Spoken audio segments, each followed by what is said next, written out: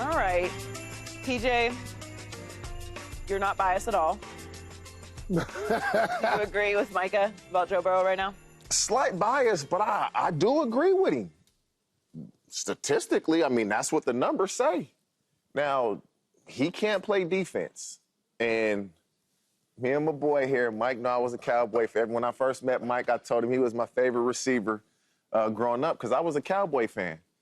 And I want Joe Burrow throwing me the ball. Like, Lamar is playing the best football we've ever seen him play. Josh Allen has been great. But as a receiver, I want Nine throwing me the ball. I want him to throw me he's not scrambling in the pocket to run. He's scrambling to throw. And so this game against the Broncos this week goes a long way. But the defense has been so bad, and Joe has been great. He hadn't been good. He's been great. And so I agree with Micah. Micah might be on to something.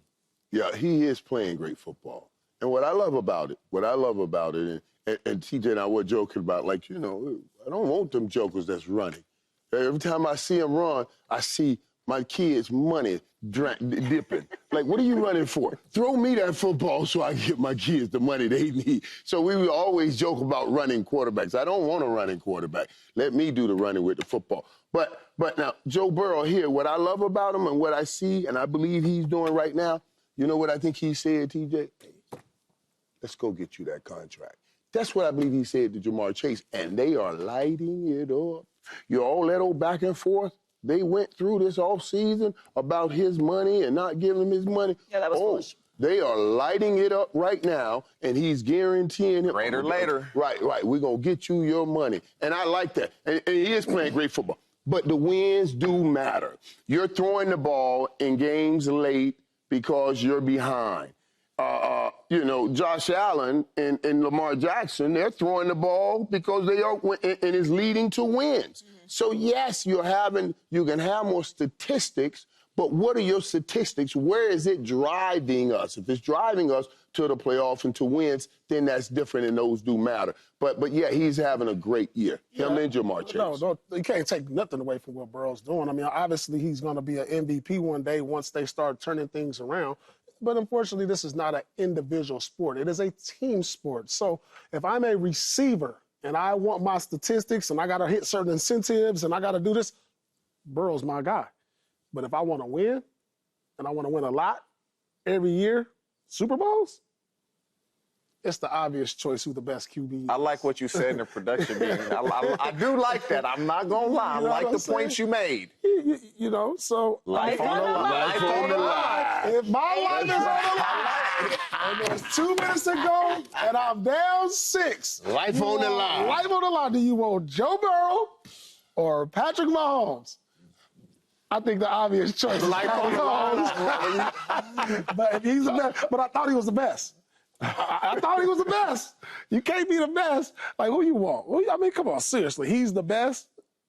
No, the best is the one that's going to bring you home and give your life back to you. Make sure you keep living. Make sure you keep living. I don't agree with Micah that he's the best quarterback right now. I think Patrick Mahomes is the best quarterback right now, no matter what is going on with statistics or MVP or any of that. They do still have the best record in the league. Like, we have to stop being silly. He's going for 3 straight Super Bowl championships. And Joe Burrow, Lamar Jackson, and Josh Allen have yet to even put one of those rings on the table. So Patrick Mahomes is in a different category to me when we're talking about who the best quarterback is. And that's why he was very smart to mention him. People will make that argument, yes, because no matter what Patrick Mahomes looks like statistically, he is still the best quarterback in the league. Now, what I do think that Joe Burrow has done for a lot of people, not for me, because I've never doubted how good Joe Burrow is at any point, no matter what was going on. Joe Burrow is one of the elite quarterbacks in this league, and he's reminding everybody of what they're capable of and what he is capable of offensively. The issue that I have with kind of boosting the Bengals and Joe Burrow this year is they continue to start slow and put themselves in this position. And while that seems like a long, long time ago, 0-3, 1-4, this was eons ago. Can't even remember what we ate for breakfast yesterday. Certainly can't remember that. However, those games count.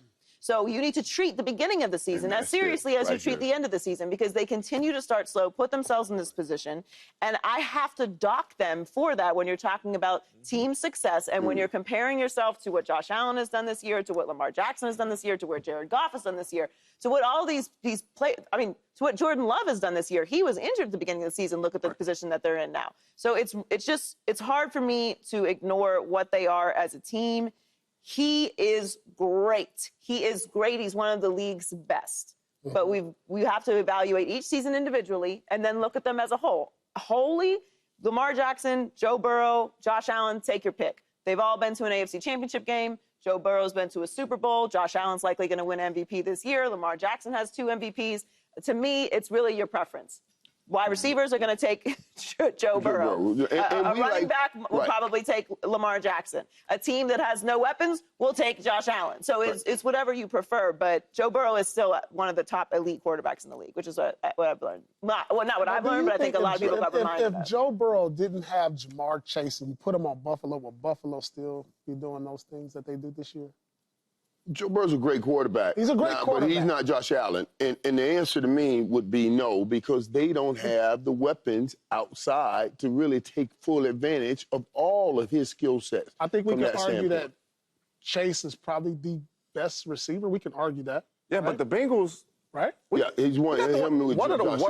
31 in defense, 30 of deep. Mahomes is playing with a top 5 defense. Josh Allen is playing with a top 12 defense. Let's leave Mahomes out of it. Right. That matters. Let's leave Mahomes out of it. No.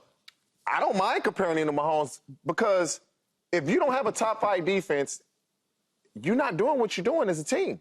That's very simple. But we've seen different versions of Patrick Mahomes. Right. And even though they always have at least a good defense, he's closed the deal multiple times. I think Joe Burrow, Lamar Jackson, Josh Allen is the group that we want. We've seen different iterations of Patrick Mahomes, and it's the iteration that we need for the team that he has at the time. What we are talking about is, okay, we get talking about how many yards, how many touchdowns. What the quarterbacking, and we use it as a bad term, but it's actually the absolute right term, has to manage and make the right plays in the right moment. No one in the world does that better than Patrick Mahomes. We've given Joe a lot of credit because he's the only man that has stepped on the field at Pat's house and gone to a Super Bowl outside of Tom Brady. You see what I'm saying? Tom Brady. You know what I mean? So we say, oh, Josh Allen hadn't done it, Lamar Jackson hadn't done it. Oh, but Joe Burrow has done it. So we've given him credit. But you are absolutely right. Those early games have cost you, and this year is going to cost you. Because I say they missed the playoff by 1 game.